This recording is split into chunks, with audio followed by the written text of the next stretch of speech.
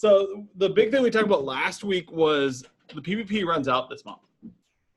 And what does that mean for a lot of companies is a lot of them are going to be looking for changing decisions, like they've had their 60 days to get business back and kind of find a new normal for themselves. And many of your companies have reached out to you saying, hey, we want to work from home. We got these initiatives. Some of them haven't done anything yet because they're just kind of hoping things will return to normal quickly. And now they're having this come to Jesus moment. Like, okay, what are we actually going to do? And so this is why we told you guys back then to set up some lessons learned for June, because this is the moment when you want to fly in kind of like as this hero and say, okay, we have a plan. We need to talk about a plan. We were thinking about this 60 days ago. Now is the moment to discuss where are we going. And so if for those of you who did schedule your lessons learned for June, July, you are looking very forward thinking right now. And for those of you who didn't schedule your lessons learned, get them on the calendar because that's what's going to change the narrative. It's going to help you get ahead of things. Even if you're doing the lessons learned for free, it's still changing the narrative and it's helping you generate leads. So yes. I kind of want to see what is, Skip, have you been seeing anybody get their lessons learned done? I know several that have their lessons learned scheduled for like the next week, but I haven't really talked to too many people about delivering and how those have gone. They have them scheduled. I talked to someone yesterday. They just started, you know, and they're going to go across the full gamut of possibilities. So just to kind of let you guys know, you know, don't be upset when they don't go the way you think they will. Corey, who I was talking to just a couple of days ago, he sat down, or not sat down, but they met, you know, in a virtual setting. You know, he's going to start his lessons learned. Well, the person that he expected to be in that meeting wasn't there. That person's no longer with the company. So they've got a new operations officer that's come on board during this time. So, you know, that upended the entire agenda to some extent. But, you know, like I was telling Corey, I said, you know, hey, I'm seeing the silver lining in this because you've got someone brand new at this organization. They're trying to figure out, you know, who is this guy? Why does he want to talk to me? And you showed up with a strategic focus. You showed up, hey, we're here to help you guys figure out what happened that went well, that didn't went well, and how we can make you a more effective company. And so it wasn't, hey, we're here to talk about your overdue invoices, or, hey, we're here to remind you that, you know, you've got 14 machines that, you know, or have an unsupported version of software on them. You know, it wasn't any of that crap. It was, hey, we're here to help you run your business better. You know, we're here to help you be more successful, make more money. And so that was a great narrative. So yeah, absolutely. Even if you don't know exactly what to do with those lessons learned, which, by the way, we still have a couple of spots on the peer group if you want to get in and get some real hands-on on those, that's available. But, you know, just being able to have that meeting that says, hey, I am here to talk to you, to engage with you on a strategic level. That, I think, is a great, you know, statement to make for your organizations to your customers that says, hey, we aren't just the Mr. Fix-It guys. Yeah, and that's how you generate more revenue, especially in these times, because a lot of your competitors are out there doing exactly what Skip said. Hey, you guys have these 13 computers that need to be updated and need to be replaced. And the client's going, I don't have time for this. I don't have the budget to pay my people. And you're asking me to replace PCs? Yep. You're asking me to do all this operational stuff, and I'm working on payroll. I'm working on our product push that we desperately need to get out. I don't have time for you. And so those people that have the lessons learned are saying, okay, how do things go? What do we need to shift around? Do we need to push out your PC upgrades? We need to push out some operational expenses to help you meet payroll. Let's help you figure out where you can cut, so you can decide wisely what's not going to bury them in 6 months. Yep. So if they've got it's not just about cost cutting though, too, because through those conversations, I think you're going to, you know, be able to engage with your clients, understand what was working or what did they need to work.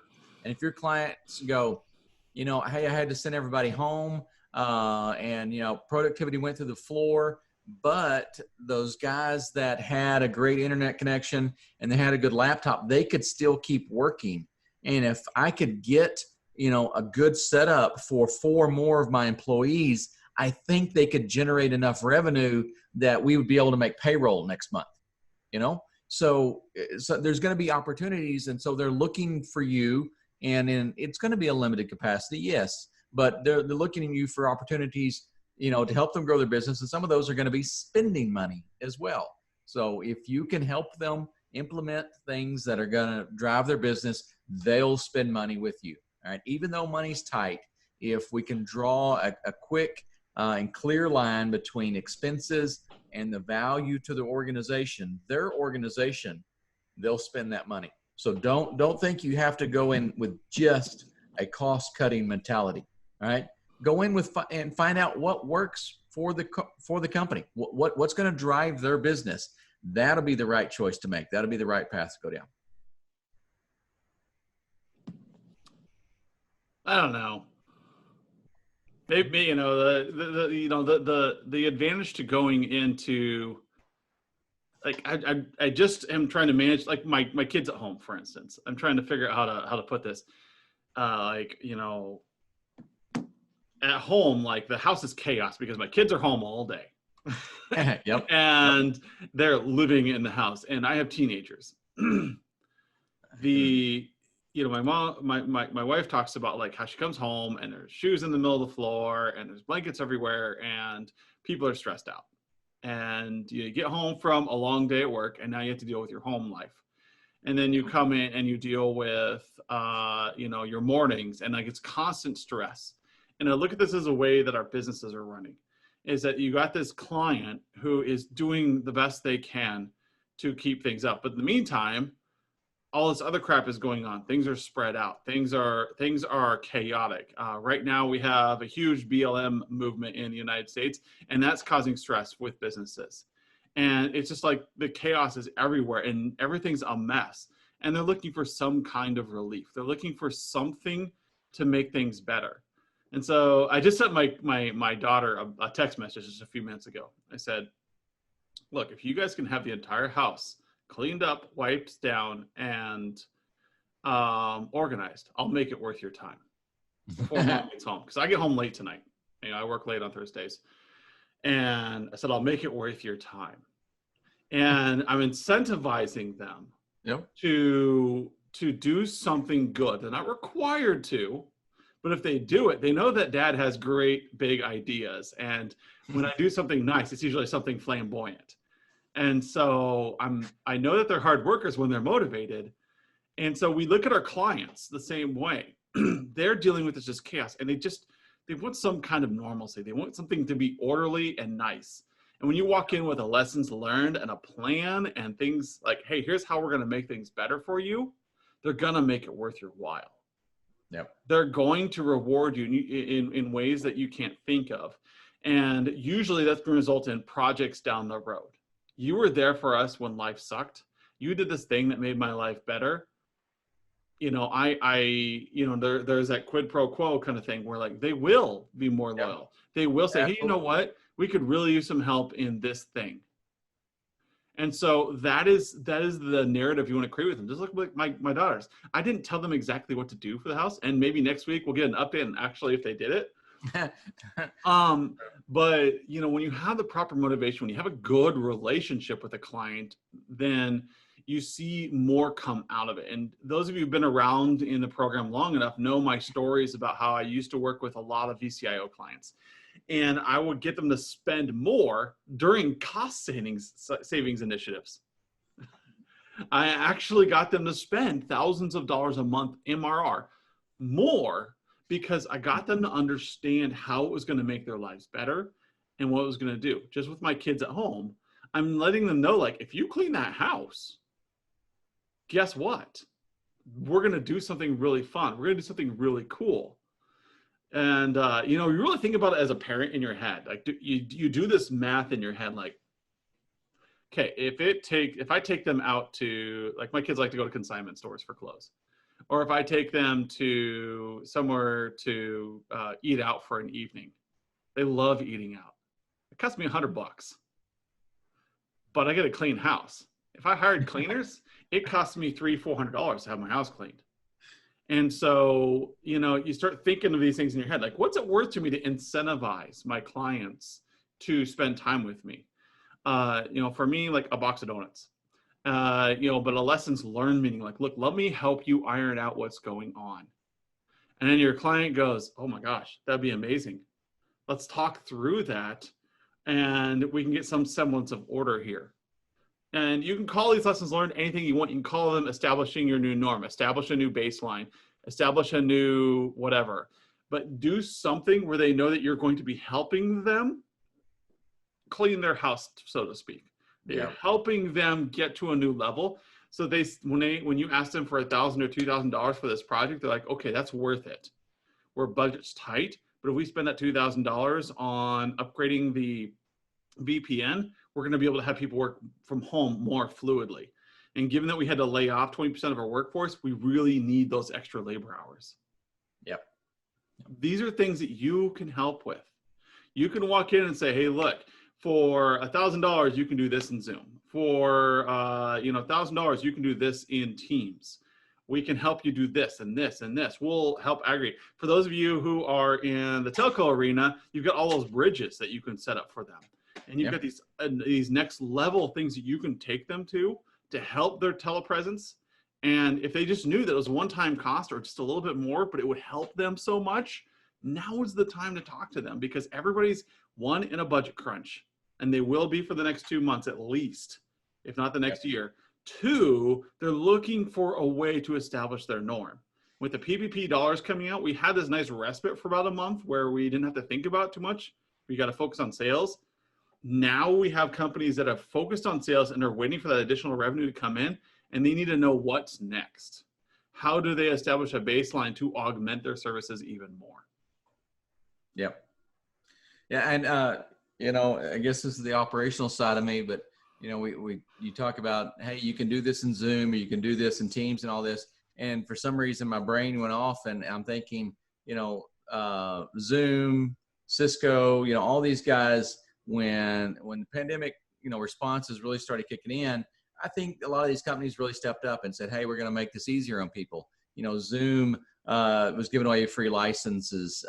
Cisco, I know they had some licenses for their ASAs that you could jump on there and, expand, I guess it was a number of seats that, could connect for VPN connections, basically.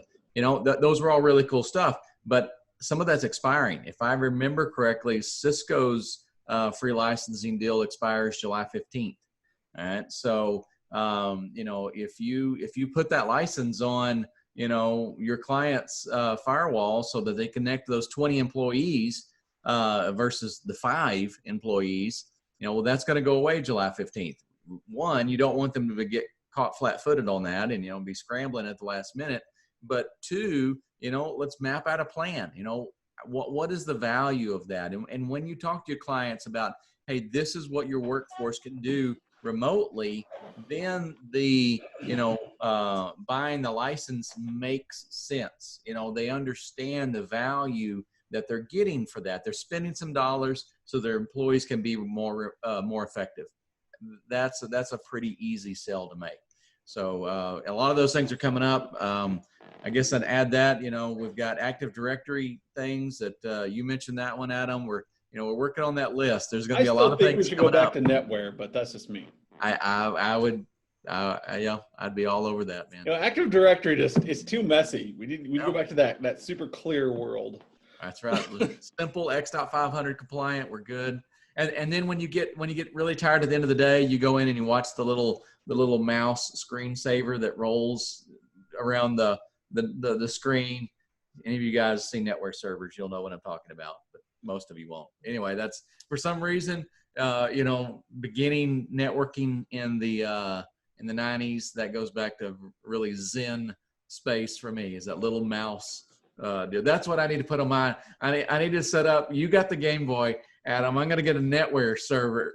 And I'm going to put that little thing running around in there. That's mine. Is that going to be the new Virtual C tagline? Is each one of us has our archaic technology as our presenting? Like, skips this.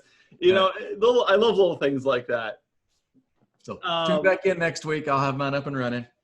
So one of the business theory things that's going on now, and I'm trying to do this personally, and is investing in your company right now. And a lot of your clients are looking at the same thing. They're looking at making hard calls to invest in their company, because the savvy business people in the world know that during times of change like this, the companies that are growing are the ones that are going to like skyrocket. And so you're seeing a lot of what we're seeing is a lot of SBAs out there, small business loans being pulled. Not necessarily just for PPP, that happened, yes, but we're also seeing people try to reinvest because they want to accelerate past their competitors. So the competitors, the reason is oh gosh, let me pull up my whiteboard here. Yes. Oh no. Here we go. It's been a while. Though. Maybe it has been. You had a nice break. It's probably been a month since I pulled up a whiteboard in a VEP session. Well, let's see. Have your artistic skills cultivated anything? They're probably stagnated. So, oh no. Okay. Let me like just put a quick little because we all like graphs, right? So everybody started off company productivity.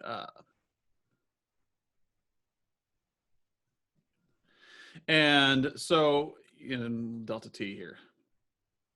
So what happened was we had all the companies are sitting up here at their 50%. They're right on average productivity. And then, right about here, our first bad event happened. COVID hit and we went to lockdown. And everybody went tanked like this. And we all felt this holy shit moment. And then the PPP, we had a little gap here for about 4 weeks. And then we had the PPP hit. And everybody kind of they spiked a little bit in productivity and then came back down and started establishing a normal, but there's still a little bit less because everybody's working from home. So the productivity kept going down. And then it moved up and then it moved down as things when politics happen, people get distracted and people become unproductive. So if you go out and you're reading enough of the Gartner reports and enough of the real-time reports about what's going on in the United States, you'll find that productivity goes down as things like depressions hit or recessions hit, or when we see a political event occur, then we see productivity go down in businesses. And so now that we've reached this point here where the PPP has run out again, what we're going to see the dip that happened over here happen again. This is all business theory here. So those of you who don't like reading a lot of business books and don't like attending business classes and lectures, what happens is it's all going to dip back down here and everybody's going to panic again. Now, there are companies who use this time. So it's like buying stocks on sale. So if you guys are into the stock market, all the same event occurs. Stock prices plummet and you look around for stocks that you understand and you buy them because the world is burning and everything's cheap. Right. That cheapness in the stock market, you'll see directly reflected here. Pick any stock that you love and you will see this exact graph that I'm drawing reflected in company profits. And the reason why this is relevant right now is because a lot of your companies are down here. And what we know from a business investment standpoint is companies that dip down here are running the risk of failure because their cash on hand is low. And if your cash on hand is low, you're not selling. If you're not selling, you're dying. Mm-hmm. And that's just the way business works. So we have a bunch of companies who are looking to invest in themselves right now. They're looking to buy while things are on sale. They're looking to take advantage of this market. So while their competitors are down here in this depression, they're trying to move up here. And so they're trying to not just get back to the old norm. They're trying to eat up market share and get up here again. So now they're at this 60 to 70%. There's an important aspect here. They aren't trying to go up. just by doing the things they did before. Okay. They know that's not going to happen. They're looking to do something different. All right. That's how they know they're going to drive their business up. And that's the conversation that you want to be a part of. You want to listen to them and hear them tell you what they're planning on doing. I mean, you have to open those conversations up, to really understand where they're looking to drive their business and new things that they're wanting to do. That's going to make that green little spike that Adam has got there. It's not just like they can show up one day and go, hey guys, all of a sudden we're going to make a whole lot of money, or all of a sudden one day we're going to just show up and be really productive, even though we weren't very productive yesterday. All right. They're going to have to do something different, and you need to be part of that different process that they're on. Okay. Back to the crayons. Crayons. High quality digital assets.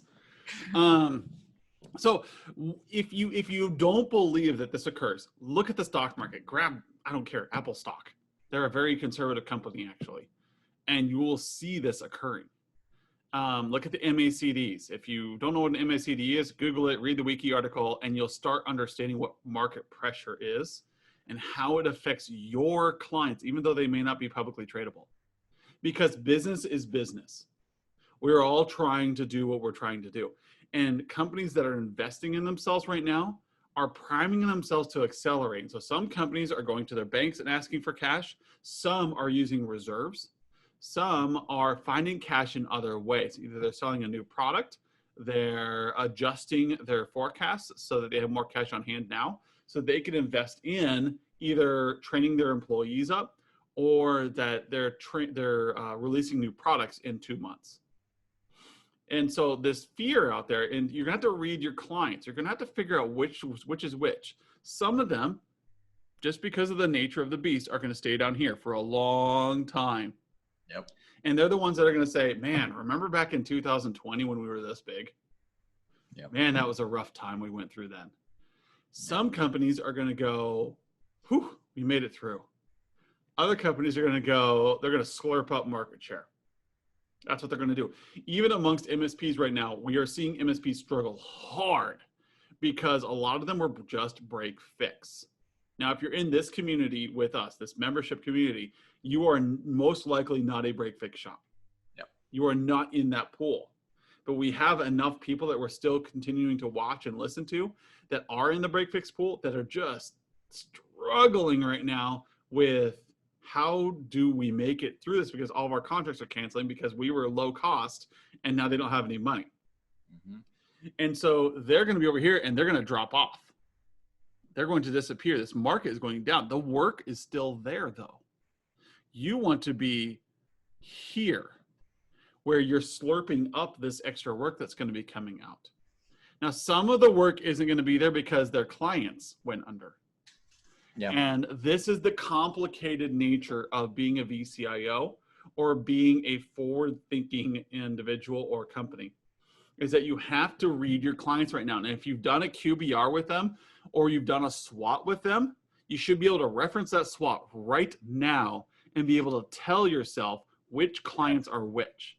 The clients that are looking to double down now versus the clients that are going to play it safe. The SWOT exercise will show you that you ran in January, February.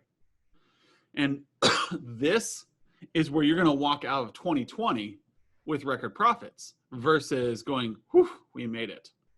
Mm-hmm.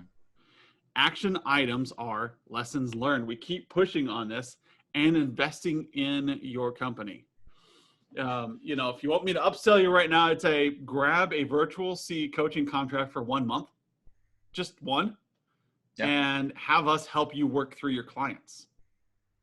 I can glance at a client and I can tell you which client it is. It's pretty easy for me, not because I'm smarter than anybody, but just because I'm getting old. And, having gone through 2 major economic shifts in the United States in the last 20 years, you could kind of get a feeling for this stuff. Working with the number of companies I have, you can kind of get a feeling for this on who's going to invest in things more. How do I know this? Because I routinely get companies who will do an increase in spend of $5,000 to $8,000 a month after they learn what it's going to do for them and how it's going to reduce their costs and how it's going to increase their profits. Absolutely. So we have a proven track record of this amongst our clients, amongst the members, and we can do this. It is completely possible, but you have to go through your client list and assess, is somebody in the red or somebody going to is aiming for the green? Now, some of these people shooting for the green are going to fail too, but that's okay. That's business risk. Yep. And you end up with this pile of debt and you go, well, now I got to pay off that loan, but it was at least I took the risk. So some of your customers are going to ask, how do I afford to pay for work at home setups so my client, my people can present better? Some of your clients are going to say, how do we get a cloud migration so we can just stop paying our lease? Our lease is up in July. I want to stop it. And you got to tell them, how do we get them out to the cloud in less than 3 weeks? Some of the are questions.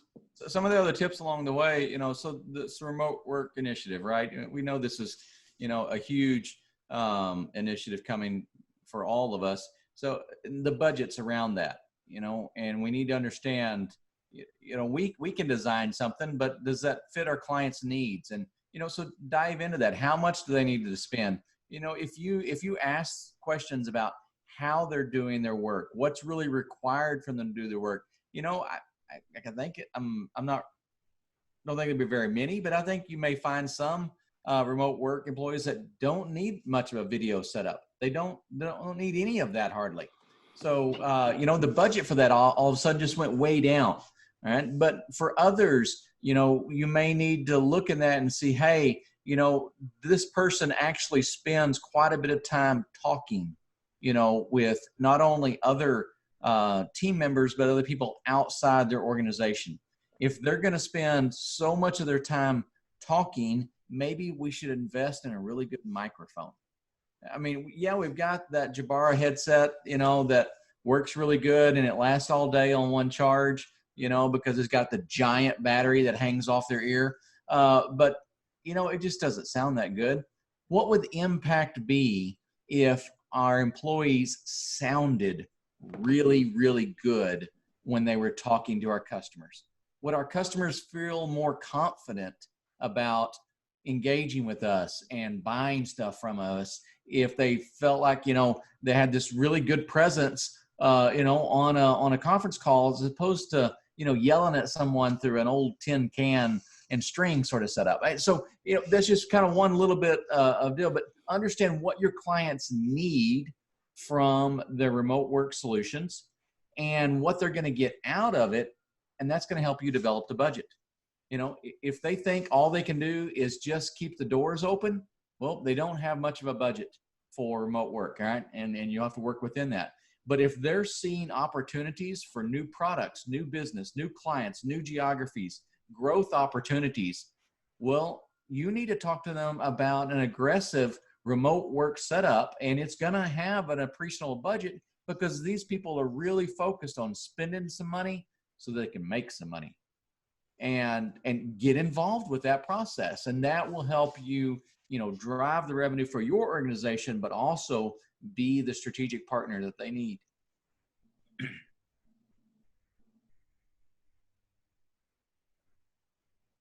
Oh, we have the lull in conversation, or did Adam freeze up? I was just pretending to freeze up. No, I was reading through my notes here of the next topics before we bore people too much with our exciting, for the love of God, invest in your company. And it's hard because, I feel the stress, as Virtual C. We're doubling down on marketing right now. We're pushing hard on getting a bigger presence out there to help people out. And so we feel the stress. We get it. There's only so many dollars you can have. And eventually I'm going to start dipping into the whiskey money, go into the whiskey jar. Okay, how do I get this and buy the next thing for my company? And I recognize that you guys are all in the same feel and the same look. So, what would you want somebody to come telling you to help you out? What are you looking for, and what would make your day better? The tips and tricks is the last thing that I had on here. So building trust with your clients with that integration strategy, investing in your company, like getting them to invest, and in you as well. Invest in like reaching out to your clients. If you can pay for some advertising or something to get out in front of people, then you're gonna come out ahead. Get some additional coaching through Virtual C. Go out to your marketing company and get them to run a ad campaign on Facebook or LinkedIn for you. Do something. I would be more than happy to take some money to help you be successful. Like I just, I'm good. Like Skip is good. We're happy to work with you on a short term to get you more cash and help you in this time. But don't just think about us. Think about like getting a marketing company. Like it does not cost that much to create a really great post on Facebook or LinkedIn and boost it. You're talking $50. Yep. Invest in what you're doing and let me put it out there. So the tip and trick I want to give to you is create a blog or a quick little ad on Facebook or on LinkedIn. Boost the post that says, sign up for a lessons learned with our company today. Let us help you think through this crap that's going on, and make it something simple and concise. Talk to one of the marketing guys out there. Talk to anybody that you trust about marketing and have them help design this ad. Spend $50 and push it so that people see that your MSP is helping people get through this. Everybody else is break fixing, but if they sign up for a session with you, you're going to get in front of them and with a virtual session just like this, and you're going to talk to them about how to get to the next level. Tell me about what's going wrong. Tell me about what you want to do better. Tell me about opportunities that are coming up that we can help make profits for your company. Yep. Those 3 questions, out of a Facebook ad or a LinkedIn ad, people are going to sign up for you. Yeah, let me say this. I mean, you might be saying, we haven't done a whole lot with social media in the past.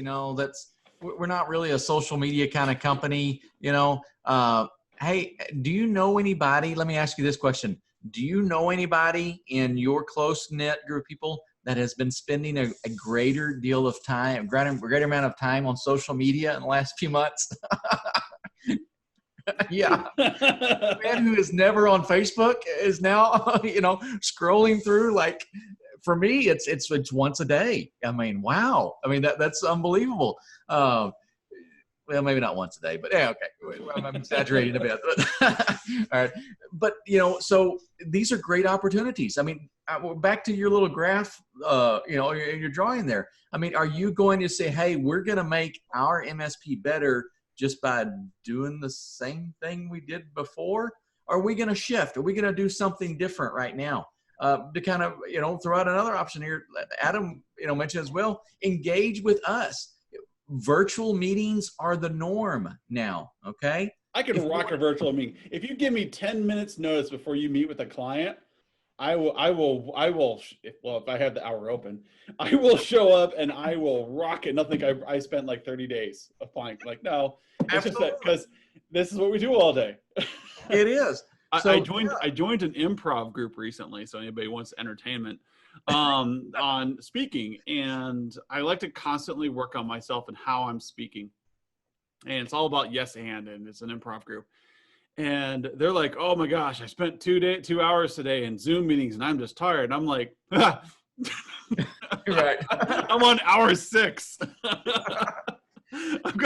I'm like, these people, like, so when it comes to online meetings and online presence, like it's this ongoing battle. But yeah, like invest in your company, spend some time doing this. The number of people I've talked to around the world that have been inspired by this setup and now have come up with their own, it feels very flattering to me when somebody like sets up a meeting with me just to show me their cool setup.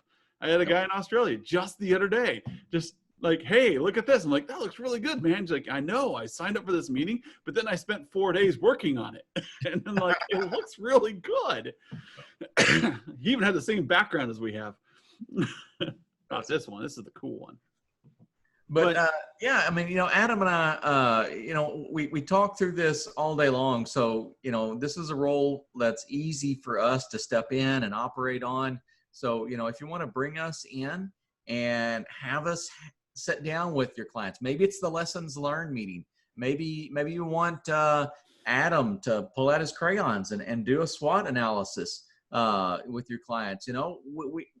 Whatever it is, if you're wanting that resource, if you want to be different, if you want to grow, if you want to do something that you weren't doing before, to differentiate yourself, to really take this opportunity to supercharge your organization, I think now's the time to operate. Consider Virtual C as a tool to do that. If you don't use us, then do it yourself.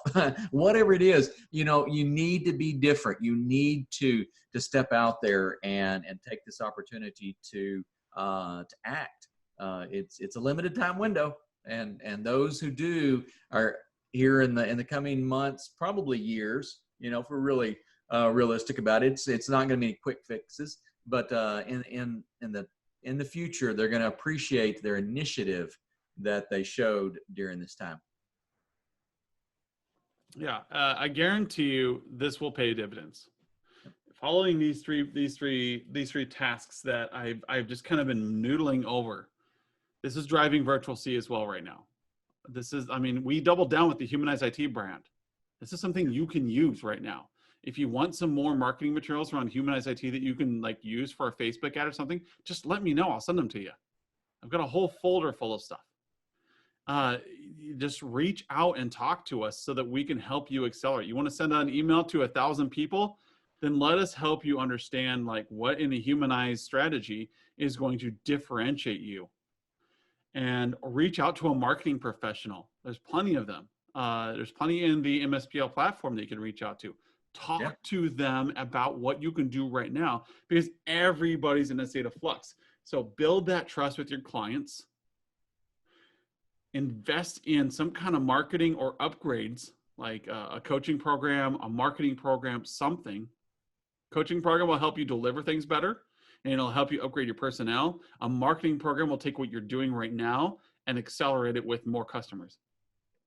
And finally, those tips and tricks, like get something on Facebook. People are on Facebook all day right now, as Skip said. I'm ready to go out. I'm going out to Yellowstone in a couple of weeks, and I'm ready to unplug. So I'm looking at social media and online too much. My eyes hurt at the end of the day between doing Zoom meetings and meeting online, and I'm ready to go outside and see some trees. So getting in front of people on social media, getting in front of people and showing them that you are a professional services company that's going to help them during the next 2 weeks. This isn't something to do in July or August. This is something to do right now. You have 2 weeks while everybody's panicking as the PPP dollars run out and they're trying to figure out what to do. You want them to know that you are here, that you're in front of them, and that they should be investing in you because you're going to get them through it. That's what technology does. Yep, absolutely. So that's what I have to say for today. Those are my 3 tips. All right. Anything else, Skip? Now, I'm a little curious as to what your carrot is going to be with your kids. You got them cleaning the house. What are you going to do? What's the special thing? And this is all about reading people. I have 2 daughters that are at home right now, and each of them have different incentives that they like. Yep. I'm sure Lizzie would love to get away from her siblings for a weekend. Would be the greatest thing ever. But Jazzy, on the other hand, she likes people. She loves people, and so going to find a social activity for her might be good. No. And the other thing is they really like food. They really like going out to eat. So I'm going to brainstorm a little bit, but I told them they have to inspire me. There we go. And this is all about making the wife happy. You make the wife happy, you make the dad happy. The dad's happy, everybody's happy. And so that was my inspiration to them. It's the happier, the better job you do, the more inspired I am, the cooler thing I'm going to do with you guys. Yeah, okay. And for Lizzie, it might just be I'm going to take you camping this weekend, just you and me. Mm-hmm. For Jazzy, it may be that, hey, Jazzy, we're gonna have a little mini party or a pool party or something. and just something, or like, here's 6 dresses and outfits for you. Or if I really want to go all out as dad, I unlock the internet for them so that they can watch. That's not worth it. they can watch their YouTube all day for 1 day or 2 days. They watch the dumbest things on YouTube. I don't know how people do it.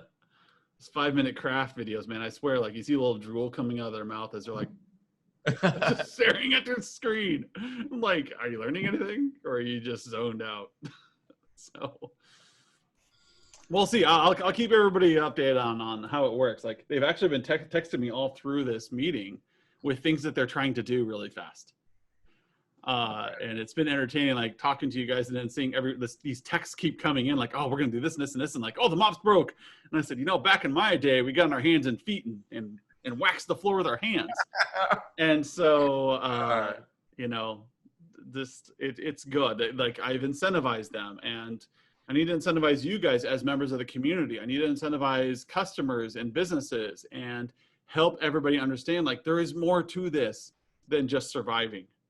Absolutely. Be better, do something more, and reap the rewards of a greater client base at the end.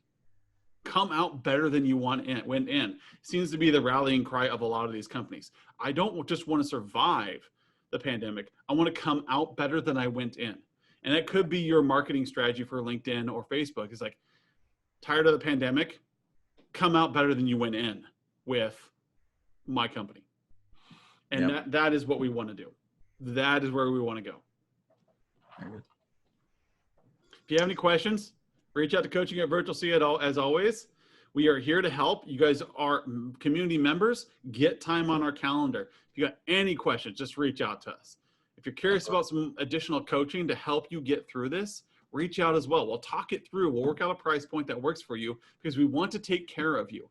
If anything, just get time with us in an hour and let's just talk through what's going on in your companies, any ideas you have, and let's maybe bring 3 customers to us and help you get through them.